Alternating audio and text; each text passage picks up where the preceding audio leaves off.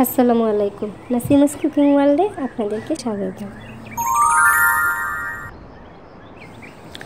আজ আমি আপনাদেরকে বানিয়ে দেখাবো বাঁধাকপির পাকোড়া।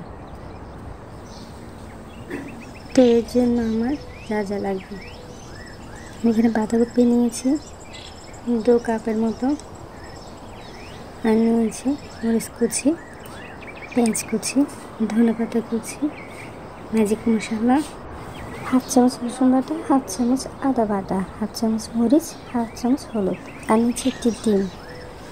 আটা নিয়েছি 2 টেবিল চামচ এবং চালের গুঁড়ো নিয়েছি 1 টেবিল চামচ, আর নিয়েছি টমেটো কুচি। এখন আমি সব কিছু একসাথে দিয়ে ভালোভাবে মাখিয়ে নেব।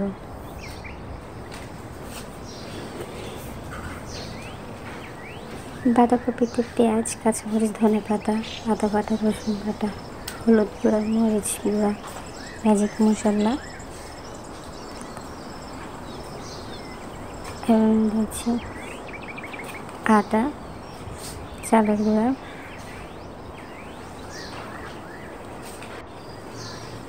আর দিচ্ছি স্বাদ মতো লবণ। আমি সব কিছু একসাথে ভালোভাবে মাখিয়ে নেব। এখানে ডিম দিয়ে দিয়েছি, ডিম দিয়ে ভালোভাবে মাখিয়ে নিচ্ছি। আর দিচ্ছি টমেটো কুচি।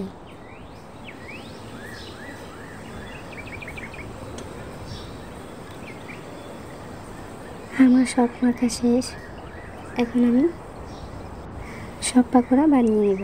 এর জন্য আমি চুলায় একটা প্যান বসিয়ে দিয়েছি। এখন দিয়ে দিচ্ছি রান্নার রেগুলার তেল। আমি ডুবো তেলের ভাজবো, তাই তেলটা একটু বেশি দিয়েছি। আমার তেল গরম হয়ে গেছে। এখন আমি সব পাকোড়া এক এক করে দিয়ে দেব।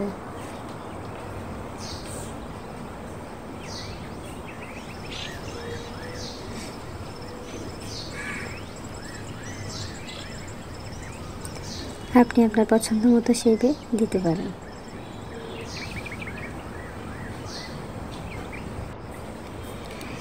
পাকোড়া এক পাশ হয়ে গেছে, আমি এখন উল্টিয়ে নেব।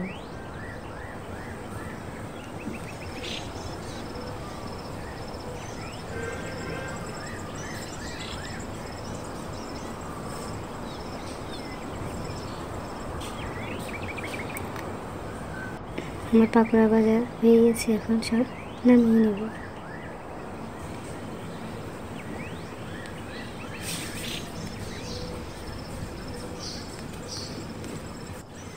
তৈরি হয়ে গেল আমার বাঁধাকপির পাকোড়া। গরম গরম পাকোড়া অনেক মজা। একবার বানিয়ে খেয়ে দেখুন।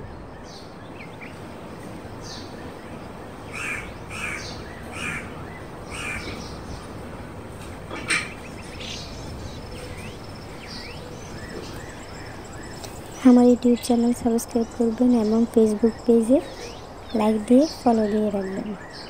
ধন্যবাদ।